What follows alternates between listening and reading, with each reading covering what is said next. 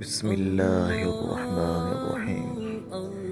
ابن ماجہ میں حضرت ابن عمر رضی اللہ تعالیٰ عنہ سے روایت ہے کہ آپ صلی اللہ علیہ وسلم نے فرمایا کہ ایک مرتبہ ایک شخص نے یوں کہا: یا رب لک الحمد کما ينبغی لجلال وجہک وعظیم سلطانک۔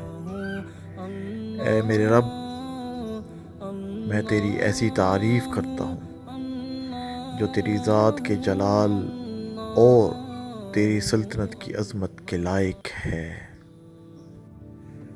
تو یہ کلمات ان دونوں فرشتوں یعنی کرامن کاتبین پر اتنے مشکل ہوئے اور وہ سمجھ نہیں سکے کہ ان کلمات کو کس طرح لکھیں۔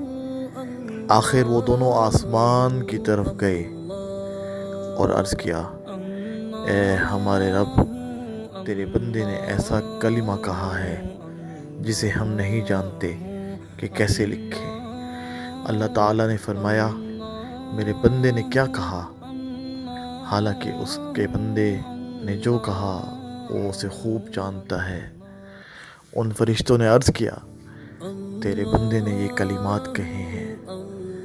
تب اللہ تعالیٰ نے فرمایا: اس کلمے کو انہی لفظوں کے ساتھ نامہ اعمال میں اس طرح لکھ دو جس طرح میرے بندے نے کہا، یہاں تک کہ جب میرا بندہ مجھ سے ملے گا تو میں اس وقت اس کو بدلا دوں گا۔